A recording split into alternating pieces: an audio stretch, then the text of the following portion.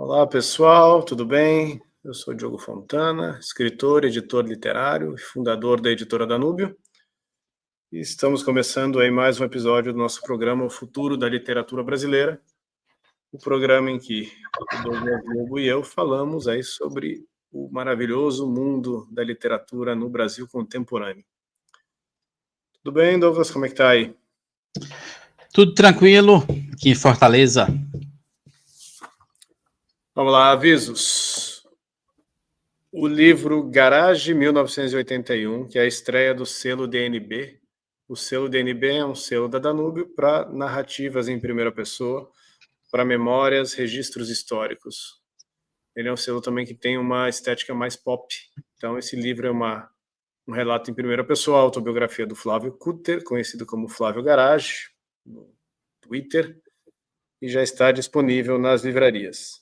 Outro livro, se não ainda disponível, em breve disponível, vai depender da data que isso aqui for ao ar, é o romance Os Flamingos, do Rodrigo Duarte Garcia, que é um calhamaço de 600 páginas, que ele vinha escrevendo há 9 anos, e que vai sair agora em novembro pela Danúbio. O Rodrigo lançou Os Invernos da Ilha, em 2016, pela Record, e agora está lançando Os Flamingos, pela Danúbio, em 2025. Terceiro aviso é o evento Casa Danúbio, que vai acontecer em Timbó, Santa Catarina, no Timbó Parque Hotel. Timbó é uma cidade que fica próxima a Pomerode e Blumenau, bem pertinho, uma localização turística de imigração alemã. No Timbó Parque Hotel vai ter o evento Casa Danúbio, que é um encontro de escritores da Danúbio e algumas outras pessoas que têm coisas interessantes para falar sobre literatura. Eu vou estar lá, Silvio Grimaldo, Daniel Emer, Melquisedeque Ferreira, que é o Melk, da página Formação do Imaginário, o Rodrigo Duarte Garcia, do livro Os Flamingos, também, e estou esquecendo alguém, é o Fábio Gonçalves. Fábio Gonçalves vai vir de Londrina também, autor de Uma Negra Comédia e de outros livros, vai estar na Casa Danúbio. Mais informações no Instagram da Editora Danúbio e alguma coisinha que eu vou colocar aqui na descrição do YouTube. Então vamos lá, notícias. A primeira notícia é um artigo, né, uma notícia, um artigo de opinião da Dirce Valtric do Amarante, professora da UFSC. A gente já comentou algumas coisas dela, que ela fala coisas interessantes. Está na Folha de São Paulo, saiu dia 13 de setembro de 2005. É uma matéria sobre a proliferação das chamadas celebridades literárias, né, escritores que se tornam figuras midiáticas, mas que muitas vezes têm pouca obra. Então ela diz que a obra criava a persona, agora a persona cria a obra, né? A matéria é assim: proliferação de celebridades literárias aquece mercado, mas enfraquece literatura. Leitura vira simples consumo em meio a lançamentos incessantes de supostos grandes livros. O resumo da matéria eu vou ler aqui. Necessidade de vender livros, por vezes, faz o meio editorial embarcar em uma alucinada fabricação de grandes autores a todo instante, abarrotando as livrarias de obras, aspas, imperdíveis, escritas por, aspas, futuros Nobel de Literatura. Nessa avalanche, leitores e críticos ficam perdidos e a leitura passa da experiência artística a simples consumo pouco criterioso. Quer começar a comentar? Não, isso aí é fato. Eu só destaco que isso é possível. As editoras só passaram a ter poder de fato de fazer isso recentemente por meio de influenciadores literários.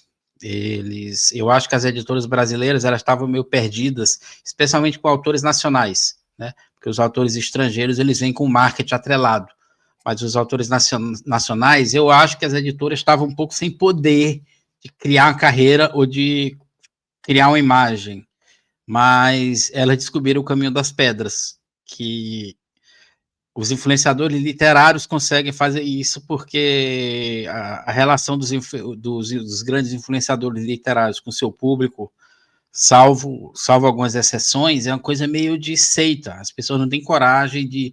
Se o influenciador diz que o livro é bom, os seguidores vão achar o livro bom mesmo, que o livro seja ruim. O cara vai ficar inseguro, entendeu?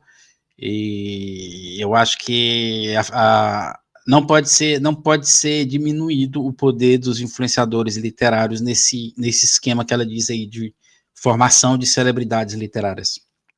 E ela fala especificamente da linguagem de comunicação também que está sendo empregada. É curioso, veja aqui. Ó.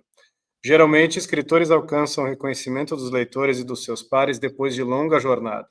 Há, porém, exceções. Hoje em dia, parece-me que o mercado editorial está especialmente empenhado em transformar a exceção em regra, na medida em que anuncia o surgimento de um novo grande autor a cada momento. Para tanto, não basta, é claro, apenas a publicação de uma obra inédita. É preciso investir no seu lançamento até transformá-lo num evento ruidoso que chame a atenção para a figura do autor, destinado a virar rapidamente uma celebridade literária. Entre parênteses, pode ser que ele já seja celebridade em outra área. Olha, o marketing, agora eu comento, o marketing sempre existiu desde o século... Sempre não, século XVIII, principalmente a partir do século XIX, a publicidade no meio editorial existe e não parou de crescer. É claro que na Danube eu uso estratégias de marketing, mas a gente tem que ter o bom senso, não ser a cara de pau de anunciar realmente a cada semana um novo prêmio Nobel futuro, né? Tem que cuidar para ter bom senso é a palavra de vender a coisa na proporção em que ela é.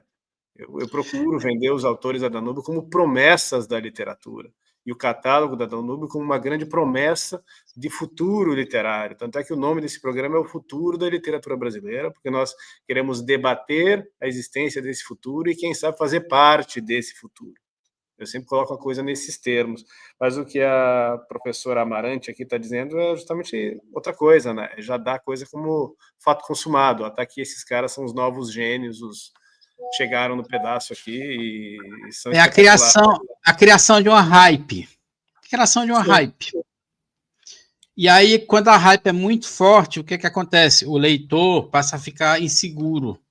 Então, ele pega um autor lá que tem uma hype e o livro não é bom, ele não confia no discernimento dele próprio. Porque ele pensa assim, será que está todo mundo errado e só eu estou certo? Mas sabe ele que tem um bocado de gente pensando a mesma coisa, né? Aí entra a espiral do silêncio, que ajuda a espiral do silêncio. Na ausência de uma crítica especializada, e uma crítica especializada com projeção e voz, fica só o ruído da publicidade. Então, é uma disputa publicitária entre as editoras e quem tem mais orçamento, mais capacidade de fazer publicidade, mais dinheiro para gastar em marketing, vai fazer mais barulho, vai atrair mais atenção, vai fabricar mais celebridades literárias. Virou essa disputa, né? Essa é a briga de foice. Continuar a matéria dela aqui. Né? A voz do escritor vai, assim, ganhando relevância e se tornando incontornável na discussão da produção literária atual. Será que a famosa teoria de morte do autor... Olha que ela está falando besteira.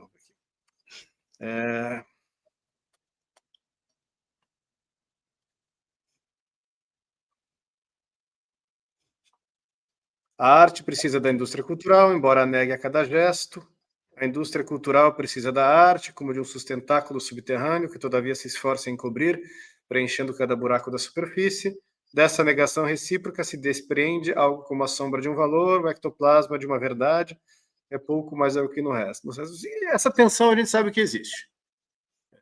A indústria precisa do artista, o artista precisa da indústria e há de se achar uma forma de comunicar a coisa de modo a ser verdadeira, a não ser mentirosa, né?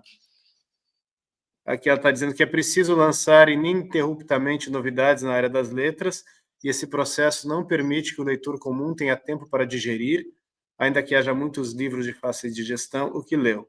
A leitura não se transforma, portanto, em experiência, e, consequentemente, o leitor não consegue alcançar uma compreensão das possibilidades expressivas da literatura. Não sei se é isso que está acontecendo. Você tem lá todo um mercado de pessoal, aquelas menininhas que leem aquelas coisinhas que leiam Crepúsculo há 15 anos, eu não sei o que elas estão lendo hoje, mas tem todo um mercado de um monte de porcaria, Colin Hoover, sei lá o quê. Isso aí sempre teve e vai continuar tendo. Nesse caso, essa análise cabe. É coisa de fácil digestão, vai jogando, só publicidade e tal. Agora, o que me parece que ela está preocupada não é com isso. É com esse fenômeno acontecendo na alta literatura. E não nessa literatura feita para grande consumo. São duas coisas diferentes. Tem uma literatura, uma subliteratura feita para grande consumo, para massas, que é besteira mesmo, sempre teve e sempre prevaleceu numericamente, não tem como negar. E tem a literatura de pretensões artísticas, alta literatura, vamos chamar assim a literatura da alta cultura. Quando critérios mercadológicos e verbas publicitárias são usadas para fabricar uma celebridade literária e dizer que ela é um grande artista, aí que você tem um problema. Mas aí o problema não é que estão sendo lançados ininterruptamente novidades e tal. Não é, não. Não tem tanta gente assim que as grandes editoras estão conseguindo hypar, né? É meia dúzia. Sim, mas eu acho que ela também está questionando muito o seguinte, eu não sei, eu não quero dizer o que ela quis dizer, não sei, mas é tipo, antigamente como era, um escritor lançava um livro, dava-se um tempo para que os críticos comentassem, para que as impressões se assentassem, e aí a reputação dele era baseado numa leitura um pouco profunda, não rápida. O que ela está dizendo é que essa rapidez que era da literatura comercial, da divulgação da literatura comercial, que você não lê para se assentar, você lê pelo prazer sensorial de ler, então é joga fora, joga fora, joga fora. O que ela tá criticando é esse mecanismo aplicado para escritores que se vendem como se fossem alta literatura. E, portanto, os livros dele não estão sendo consumidos com vagar, a reflexão e a calma que a alta literatura merece para que a reputação seja construída de maneira sólida. O Michel Houellebecq, que por muita gente é considerado hoje o grande escritor da França, tem mais outros nomes, mas está lá, entre os 5, top 5. Ele lança um romance a cada 4, 5 anos. A média dele acho que é 4 anos. A cada 4 anos surge um novo romance do Houellebecq na praça. Aí os livros dele são não só sucesso comercial, mas também tem todo o processo de discussão, crítica em revistas literárias, crítica acadêmica, porque lá na França todo esse aparato funciona razoavelmente bem. Aqui que ele parou de funcionar já faz tempo. E então ele não é hypado como publicidade, né? Ele não é um autor que a publicidade o fabrica. Tem todos esses mecanismos tradicionais do sistema literário que operaram. Ele acabou hypando sem querer, porque ele lançou Submissão no dia do ataque ao Charlie Hebdo, mas ele não tinha culpa disso. Isso aí foi uma coisa assim, uma casualidade impressionante. Mas a reputação dele foi sendo construída aos poucos, né? Aos poucos. E você vê que, por exemplo, já o Itamar Vieira, me parece que o negócio dele vai ser lançar um livro por ano, né? Vai ser lançar um livro por ano. Ele é lido superficialmente, até porque quando alguém tenta fazer uma crítica do livro dele, ele chama de racista, chama de não sei o que, então ele inibe os críticos de se manifestarem, né? E é o caso típico do escritor de hype. Aliás, todos esses escritores aí brasileiros com que as grandes editoras estão trabalhando são basicamente hype. E alguns tinham até carreiras lentas, mas eles entraram nessa hype que essa autora descreve. Eu acho também, Diogo, que ela tá subestimando muito o fator TikTok nisso aí, viu? Eu acho que o TikTok influenciou muito esse mecanismo de marketing. Eu acho que esse é o caso típico, a plataforma dita o marketing, vamos dizer assim. Olha, outra coisa interessante que ela falou aqui, né? Os fãs de determinadas celebridades literárias que se tornam grupelhos, hordas barulhentas, né? Os leitores fãs, para os leitores fãs, ela está falando aqui de leitores de determinados autores que são cultuados. Ela cita a Helena Ferrante aqui, mas ela não cita mais ninguém. Daí ela diz: para os leitores fãs, qualquer pequena consideração crítica negativa sobre as obras que cultuam é um ataque pessoal ao escritor e ao grupo. Então, esse é um fenômeno novo que acontecia na música, no rock.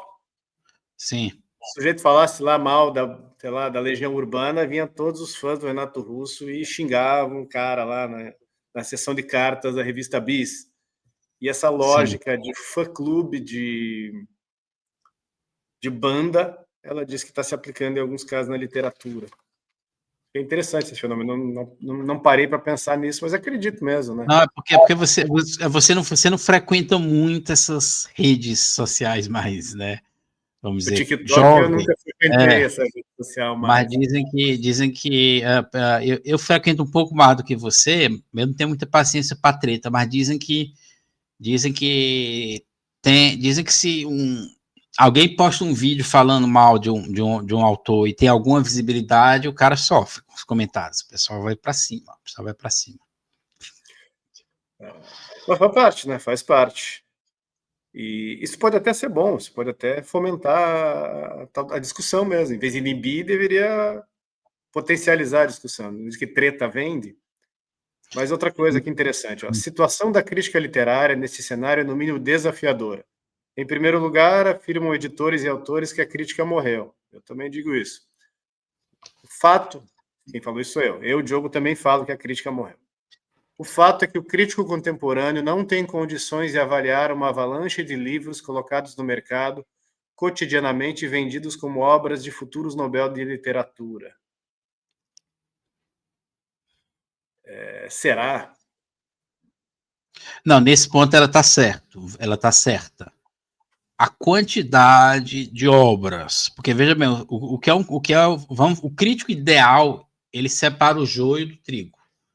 Sim. Então ele tem que ler muito para filtrar os melhores. Então ele não pode priorizar só o que vem de grandes editoras, etc. Se tu pegar o nível de lançamentos nacionais hoje e das pequenas editoras, das grandes editoras, e se tu contar os autores independentes, o escritor, o crítico, ele teria que se especializar em alguma coisa. Eu concordo em relação ao número absoluto, que ele é realmente impossível de digerir. Mas aí caberia ao crítico pôr a cabeça para pensar e ele criar um filtro prévio, né? Que podem ser livros finalistas de determinados prêmios A, B e C, livros publicados por essa e aquela editora, livros publicados por esse e aquele escritor que já tem certa projeção, e dar atenção prioritária a esses e esperar para prestar atenção em alguma outra coisa se justificar que chame atenção. Aí você consegue reduzir bastante. Sim. Além disso, tem que ter mais críticos para que, em conjunto, consigam dar conta do trabalho. Né? Sim. E me parece que não tem nenhuma coisa nem outra. Você tem críticos aí esparsos, sem saber o que fazer. Você tem algumas coisas em blogs que não tem muito alcance e os caras não têm muita regularidade também, né? E tem os influenciadores literários que o que eles fazem para mim não é crítica de maneira nenhuma. Eles Não é. têm ferramentas. O pessoal normalmente só reproduz resenha. Resenha não, sinopse. É contracapa e orelha.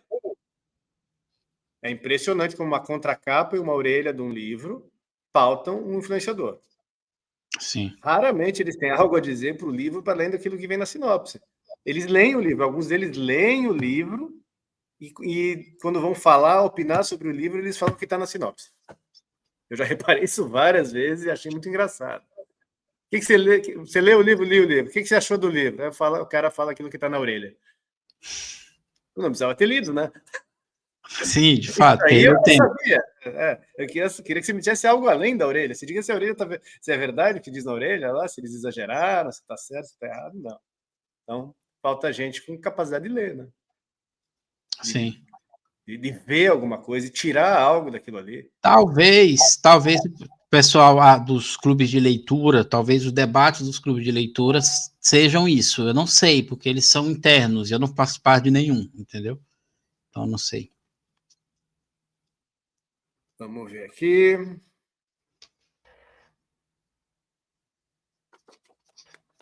Acho que era isso. Tem mais alguma coisa a comentar sobre essas proliferação de celebridades literárias? Antes de você comentar, eu só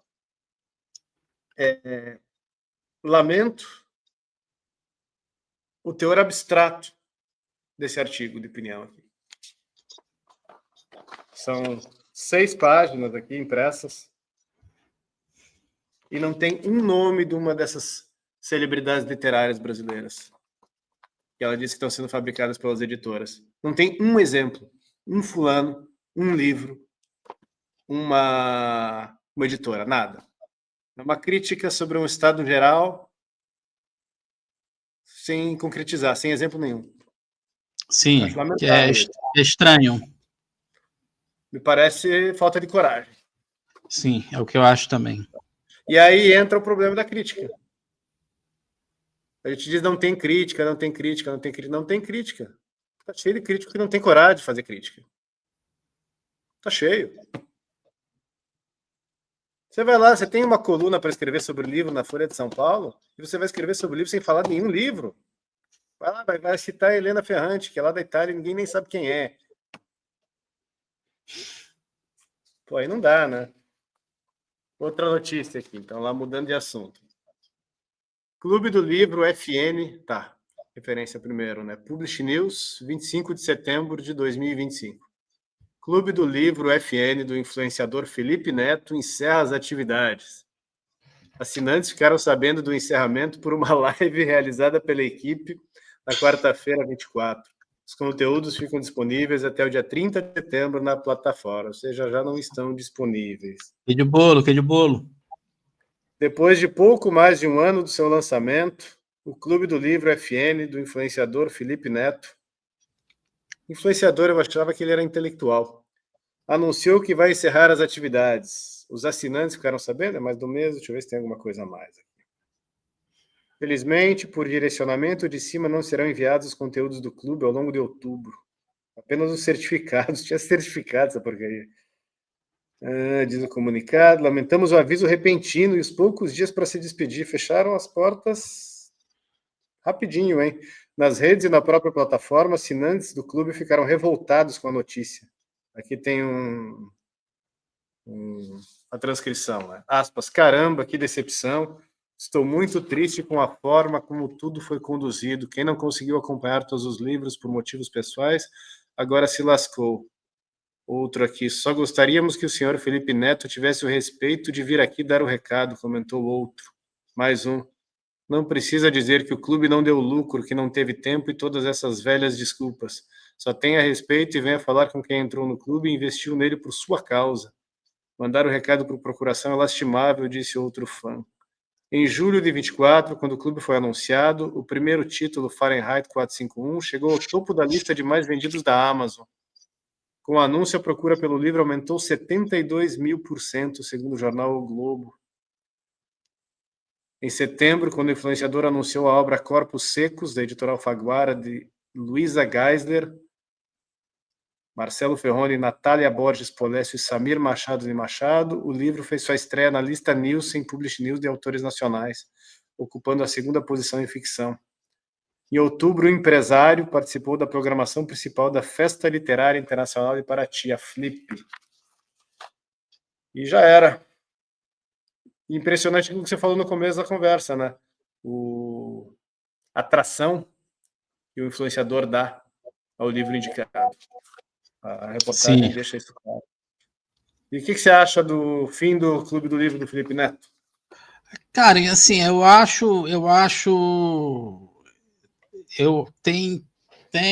ninguém entendeu direito porque é que ele acabou com isso, né? Tem alguns vídeos na internet tentando explicar o que eu particularmente acho. Em primeiro lugar, eu acho que o jeito como ele acabou foi condizente com o modo como ele se comporta. Porque eu tenho uma teoria. Quando você tem um cliente e você acaba o negócio, você tem que levar em conta que ele continua sendo seu cliente. Então, você tem que acabar o seu negócio com dignidade, cumprindo todos os compromissos, etc, etc, etc. O Felipe Neto, ele terminou e saiu correndo, como se estivesse fugindo de alguma coisa, né? E o que é lamentável, porque um bom comerciante tenta deixar o mínimo de clientes insatisfeitos, porque ele nunca sabe quando é que ele vai precisar desses clientes de novo. Mas o fato é que aí tem várias... a impressão que eu tenho, o Felipe Neto não cresceu no começo como influenciador literário, ele cresceu como influenciador em outras áreas. Eu acho que, embora ele tenha o público dele tenha correspondido, não correspondeu no nível que ele queria. Eu acho que ele tinha expectativas ilusórias de faturamento em relação ao Clube do Livro. Essa foi a minha visão. Ele não ficou satisfeito Ele viu que muita gente que trabalha na indústria do livro faz isso mais por amor do que por dinheiro, por um senso de missão que ele provavelmente não tem. E eu acho que ele percebeu, rapaz, eu não vou aguentar essa bucha aqui, se não tiver dinheiro envolvido, não. E aí eu acho que por isso ele saiu, sem falar que o desgaste dele estava muito grande, né, em outras áreas, etc. E eu não sei, é uma figura incompreensível, ninguém sabe direito o que aconteceu para ele terminar esse clube, porque ficou muito mal explicado, né, e dizem também que muita gente se decepcionou porque parece que, na verdade, ele contratou influenciadores literários para atuar dentro do clube. Então, os fãs dele tinham pouco contato com o Felipe Neto no clube. E aí eles se decepcionaram com isso, né? Porque quando você entra num clube literário, no clube de leitura, que é feito por um influenciador, a sua expectativa é ter contato com esse influenciador. Né? E parece que o que ele fez foi delegar para outros influenciadores literários e por isso os fãs dele se decepcionaram. Mas eu não sei, ninguém sabe direito o que fica acontecendo. Eu acho que tem coisa mais explicada. Pelo menos agora ele vai poder falar sobre o que ele entende. Eu não sei o que é, mas não é de literatura. Falando em dinheiro, falta de dinheiro, sobra de dinheiro. No Trump ele não vai falar, que ele deletou todos os posts falando do Trump. Depois do Mike Pence, que esteve, inclusive, depondo no Congresso, que explica todas as coisas que o USAID fez, né? Financiando ONGs, porque a USAID, como braço do Serviço de Inteligência americano, ficou claro, uma coisa que muita gente já sabia há algumas décadas, mas ficou claro, que eles fazem aquilo que eles chamam de build capacity, capacitar. Quando eles querem um regime change em algum país, isso o Mike Pence explicou, tem lá, inclusive no programa de Joe Rogan, dá para ver, mas também no depoimento dele, eles tentam fazer to build capacity, eles identificam quem são as pessoas que têm que ter voz em determinada sociedade e lhes dão mais voz por meio de financiamento através de uma rede de ONGs que a USAID patrocinava. E muita gente foi beneficiada no Brasil, não se abriu a caixa preta disso, ainda não sabemos quem, se o Felipe Neto é um... Eu já vi coisa na internet falando que o Felipe Neto teria uma das ONGs que recebia esses dinheiros, esses financiamentos, eu não sei. Um dia talvez ele saiba, talvez não. Mas, de fato, do Trump ele não fala mais. Agora eu acho que o Felipe Neto, como influenciador, cometeu um pequenininho erro, porque, por exemplo, no momento que você indica um livro e esse livro bomba nas redes sociais, você está fazendo dois movimentos. Você está interferindo no mercado editorial com peso e você está formando o imaginário do seu público. Seu público está lendo um livro que você indicou. Isso são duas formas de poder. E eu acho que isso um dos motivos, inclusive, pelos que a Amazon, no começo dela, ela usou muito essa questão do livro para entender quem era o público dela. Porque a pessoa começava a comprar livro de jardinagem, a Amazon começava a mostrar produto de jardinagem. O livro facilita você entender quem a pessoa é e facilita você também, aos poucos, você transferir um pouco do seu imaginário para o seu público. Eu acho que o Felipe Neto não percebeu o poder que ele tinha em mãos como influenciador de construir o imaginário do público. Ele não percebeu isso. Esse rapaz, obviamente, não consegue ainda narrar a história dele e entender quais foram as forças, inclusive, que o fizeram chegar onde chegou. Vamos lá, outra notícia. Poder 360. Caixa contratou Eduardo Bueno por 3,27 milhões para atualizar livros. Jornalista que celebrou a morte de Charlie Kirk foi contratado para escrever a obra dos 165 anos do banco. A Caixa Econômica Federal contratou o jornalista que se especializou em escrever sobre história, Eduardo Bueno, também conhecido como Peninha, para atualizar 2 livros produzidos por ele sobre o banco para os 165 anos da instituição, a serem completados em janeiro de 26. O valor do contrato, acertado em janeiro de 25, é de R$ 3.270.600. Não houve licitação. Bueno escreveu Caixa, uma história brasileira, em 2002, e Caixa, 150 anos de uma história brasileira, em 2010.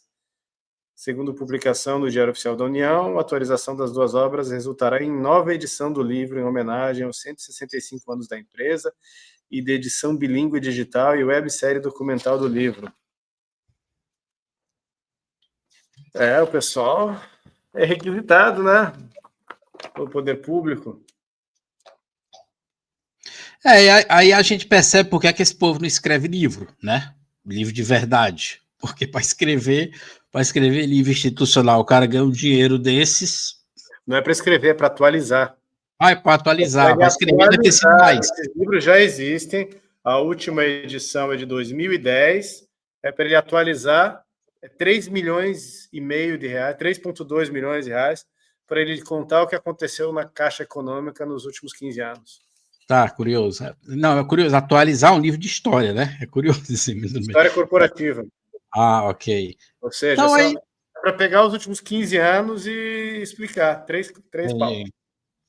Então, quer dizer, por isso que uma pessoa dessa não escreve livro de verdade, não se preocupe com inteleitor. A pessoa se arranjou já. É a velha história, é a coisa do brasileiro. Eu já me arranjei. Então, me arranjei aqui. Se arranjou bem. Outra notícia. De fato, eu posso dizer, ele se vendeu alto, né? Tem gente que se vende muito baixo. Ele ao menos se vendeu alto. Tem isso. Publish News. Tem gente que se vende por 100 mil seguidores. A pessoa se vende. Pronto. Publish News, 10 de setembro de 2025.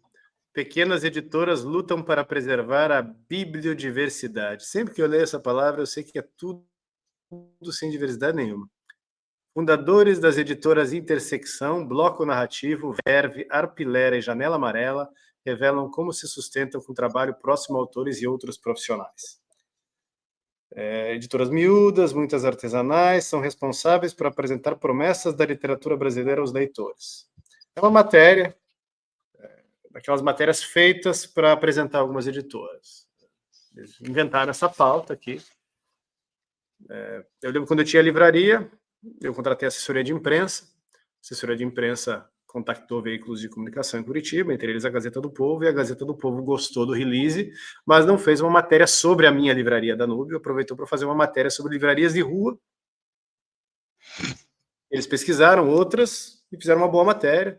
Isso foi em 2013, e daí tem a Danúbio como destaque da matéria, mas ela aparece lá junto com outras livrarias que eram inclusive concorrentes. Essa aqui me dá a impressão de ter sido algum tipo de pauta que criaram a partir, talvez, de ter recebido vários releases de pequenas editoras e resolveram juntar tudo numa matéria só, o que é interessante. Então, aqui, a Publish News conversou com fundadores de 5 editoras, tocadas por uma ou duas pessoas sem grande capital de giro para investir. Por exemplo, em um stand no evento literário, editoras que imprimem sob demanda, encontram portas fechadas nas livrarias, inclusive as editoras bem pequenas, né?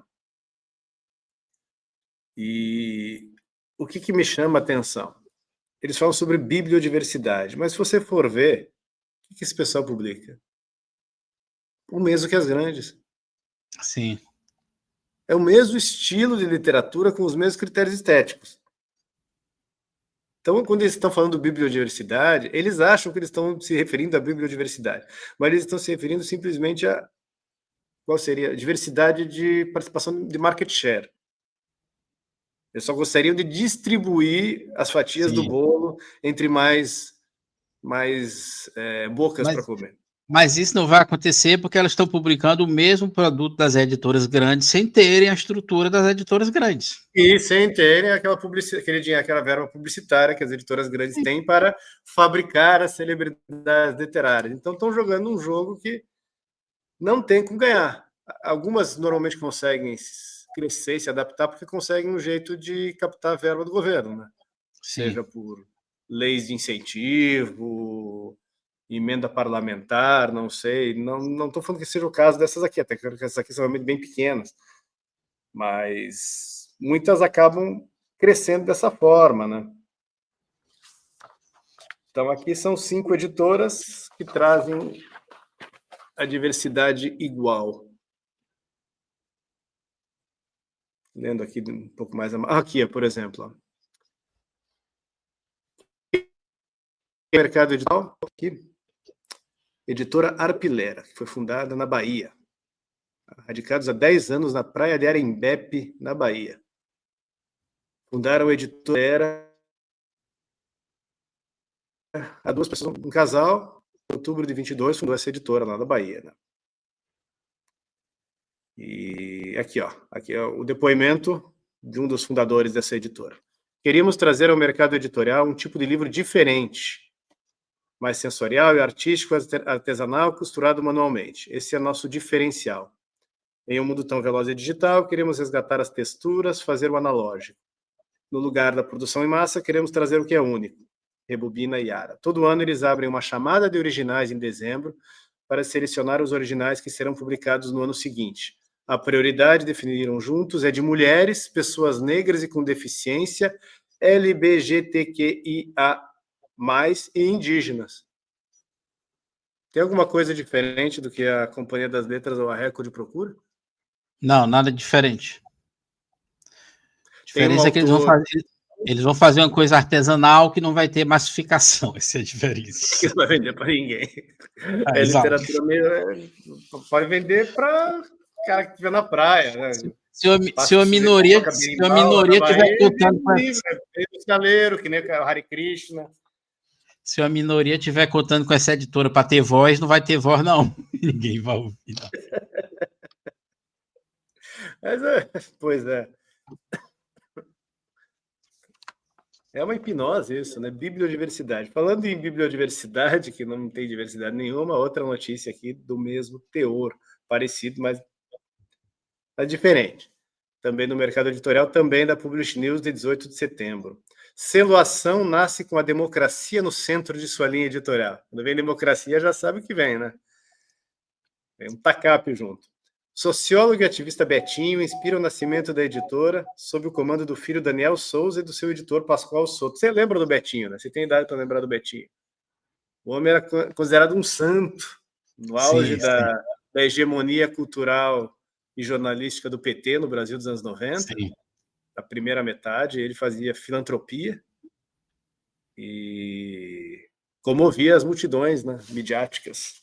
Sim, o filho do homem está aqui, era Berti de Souza. Betinho era um ativista do Partido Comunista, desde o tempo da guerrilha, membro ativo do PT, e que fazia essas ações sociais, filantrópicas, como um mecanismo de propaganda do movimento petista, movimento comunista. E ele aqui, para comemorar os 90 anos de nascimento do sociólogo e ativista Betinho e os 32 anos de atuação de aspas contra a fome, a miséria e pela vida, assim se completava o nome de batismo da iniciativa erguida por ele, a organização não governamental Ação da Cidadania. Sempre que eu leio organização não governamental, também penso em dinheiro do governo. Lança nesta quinta, 18 de setembro, e com muita festa, o selo Ação, um desdobramento natural do trabalho que realizam há décadas sobre assuntos que são caros à ONG, sob o formato de livros. Então a ONG continua. A ONG passou de pai para filho, pelo que eu entendi. A editora nasce com a prioridade de reforçar os temas e as discussões que nos interessam enquanto sociedade, assim como ampliar o nosso alcance. O Brasil tem um pouco a cultura de que o livro é um produto de luxo para poucos e a gente quer inverter isso. A gente quer criar livros com conteúdos extremamente importantes e que possam ser distribuídos em todo o país. Criado com recursos próprios, o selo editorial pretende ser o ponto de partida para outros produtos culturais, e todo o lucro que vier da venda dos livros será revertido para a produção de novos títulos e outras iniciativas da ONG. A gente quer fazer com que o livro chegue a toda e qualquer pessoa interessada. E para isso a gente vai ter estratégias de distribuição e parcerias com empresas, instituições e governo, pontua ele. O país não muda pela sua economia, pela sua política, nem mesmo pela sua ciência, o país muda pela cultura. Isso é verdade, o país muda pela cultura. O que normalmente acontece nessas iniciativas? Elas conseguem se sustentar por vendas governamentais, né? Isso não acontecer. Acredito que seja a estratégia dessa editora dele aqui. Ou então venda atrelada às universidades, é um público meio preso, meio né, escolas, é um público meio preso de alguma maneira. Ou via Estado, ou via... governamentais ou paragovernamentais, porque para vender para a escola, para a universidade, tem que ter uma aprovação lá do MEC, tem todo um procedimento lá, tem um programa de leitura, que o livro tem que ser credenciado por um burocrata, aí entrar numa lista, aí você tem que convencer o sujeito da escola ou da instituição a comprar, eles têm uma verba para isso, quando é instituição pública, e a verba é alta, e eles fazem muitas compras, e as compras são muito grandes, eles têm um mercado gigantesco no Brasil, e não me interessa nem um pouco fazer parte dele. Eu acredito que isso aí rende dinheiro, mas não rende leitor. Eu estou atrás de leitor e impacto cultural, e não de colocar livro na prateleira de uma universidade lá em Sinop, no Mato Grosso, para vender 20 caixas de livro que não vão ser lidas por ninguém. Eu não acho certo fazer isso, não farei isso. Não é isso que me interessa. Prefiro ficar com nossos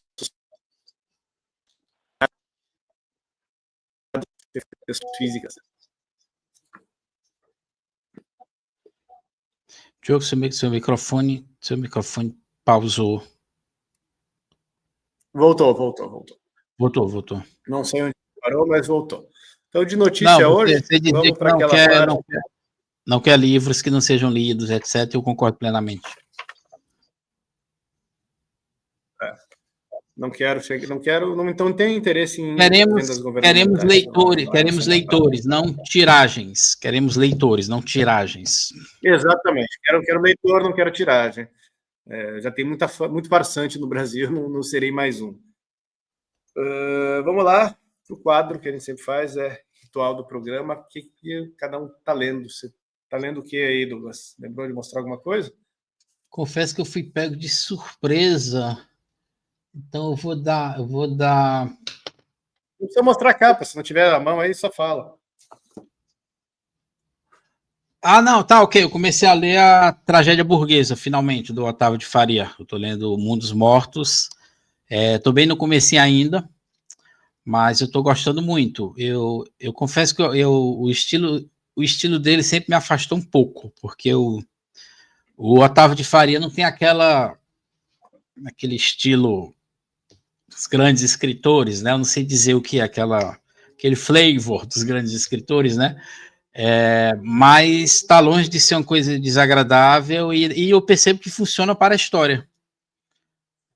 Dialoga bem com a história. Então eu tô achando interessante. Tem uma atmosfera, tem uma coisa assim meio sombria. Eu tô gostando bastante.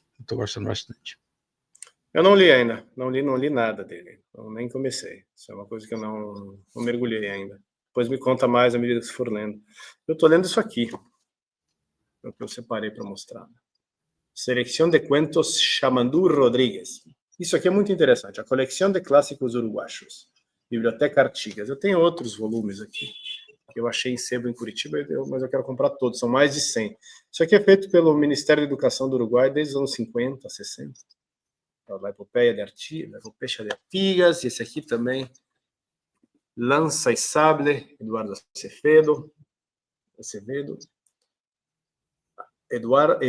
Acevedo Dias, Lança e Sable. Essa é uma coleção editada pelo governo uruguaio, são mais de 100 volumes, né? E eu estou lendo, foi uma coisa casual, escolhi esse aqui, Ministério da Instrução Pública e Previsão Social. Não sei se chama assim, porque essa aqui é uma edição de 1966. Eu achei num sebo em Curitiba e o livro estava com as páginas grudadas ainda. Eu tive que destacar, ou seja, nunca foi olhado por ninguém. E achei muito pouca informação desse escritor. Tem um prólogo que eu contextualizo. O Uruguai é um país muito pequeno, tem 3 milhões e 300 mil habitantes. São poucos. E eu li na Forbes uruguaia que a venda per capita de livros no Uruguai é cerca de 3 milhões ano, e no Brasil é 50 milhões. Só que o Uruguai tem 3 milhões de habitantes para 3 milhões de livros vendidos. O Brasil tem 200 milhões de habitantes para 50 milhões de livros vendidos. O índice lá é 1 para 1, aqui é 0,25 para 1, o que dá para dizer que per capita o mercado uruguaio é 400% maior que o nosso. Eu estou falando do Uruguai, eu não estou falando da Suíça, do Japão, da Áustria, não, um país América do Sul. E para ver como a nossa situação é desesperadora. E assim como o Uruguai tem escola no futebol, eles têm escola na literatura. Mesmo sendo poucos habitantes, eles têm uma boa literatura. Esse cara é muito bom. Os 4 contos que eu li dele aqui são excelentes. O cara é muito bom mesmo. Mas é num país pequenininho. O pessoal costuma conhecer o Mário Benedetti, o Onetti, o Quiroga. São os escritores uruguaios que se projetaram internacionalmente. Mas tem uma pleiade de bons escritores, tá? Mesmo num país muito pequeno. E me chamou a atenção o prólogo aqui. Deixa eu ver se eu acho. Uma coisa que me chamou a atenção. Caiu bem na página aqui. Deixa eu ver primeiro quem que é o autor do prólogo. Só para dar referência. Domingo Luiz Bordoli. E ele está se referindo ao Chamandu e fala, ó, tiene su puesto entre los mejores en esta década de oro de la narrativa nacional que va desde 1920-1930. En ella publicaron sus mejores obras Horacio Quiroga, ese famoso, Carlos Reiles, Zavala Muniz, Enrique Amorim, Francisco Espínola, Montiel Ballesteros e Víctor Dotti. Eu não conheço nenhum desses nomes. Y o cara ainda continúa. También en ella Javier de Viana publica sus últimos libros y son las tendencias de este diseño las que se continúan en Morosoli y Dossetti y actualmente en Da Rosa. Esse é um prefácio escrito em 1966. Então aqui você tem o Jamandu Rodrigues, o Quiroga, que é conhecido, Carlos Reiles, Zavala Muniz, Enrique Amorim, Francisco Espínola, Montiel Ballesteros, Víctor Dotti, Javier de Viana, Morosoli e Dossetti. Ele cita uma dúzia de escritores. Só o Horácio Quiroga é conhecido no Brasil, o que me faz concluir o seguinte: eu não sei a qualidade de todos os escritores, eu suponho que sejam bons, porque esse livro está me agradando muito. Nós, brasileiros, não conhecemos os nossos vizinhos. Não conhecemos. E não é só na literatura, não, viu? É geral. Em tudo, nós não conhecemos Uruguai, Argentina, Paraguai. Aliás, eu estou lendo também, eu li recentemente o Augusto Roa Bastos, um grande escritor, o maior escritor paraguaio. Eu gostei muito do livro que eu li dele, um livro de conto, El Trono entre as Hojas. E agora estou lendo esse escritor uruguaio. E a gente não conhece, a gente conhece assim os figurões. O pessoal conhece o Cortázar, o Borges na Argentina, o Bioy Casares. Mas quem que já leu o Roberto Hartley no Brasil? O próprio Ricardo Pilha, que morreu recentemente, um baita de um escritor, saiu aqui no Brasil uma outra edição dele, mas um baita de um escritor argentino, agora contemporâneo, recente, morreu acho que em 2017, até um pouquinho conhecido, mas existe todo um mercado em língua espanhola, latino-americano, que é completamente negligenciado pela gente, pelos editores, né? As grandes editoras não se preocupam em saber, em ir atrás, ninguém quer saber de nada, né? Aqui no Ceará tinha um cara que o foco dele nos anos 90 era a literatura hispânica. Floriano Martins, o nome dele, eu acho, mas nunca mais tive notícia dele, não. Era o erudito, né, erudito nessa área, só na área de literatura hispânica.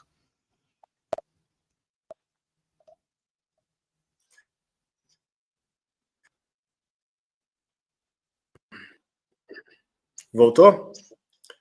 Voltou. Então, só para concluir meu raciocínio aqui sobre não conhecermos meu raciocínio aqui sobre não conhecermos nossos vizinhos, as editoras brasileiras não só não prospectam mais como deveriam os escritores, como também não se interessam em nada, em escavar e descobrir bons nomes para serem traduzidos, né? Tem toda uma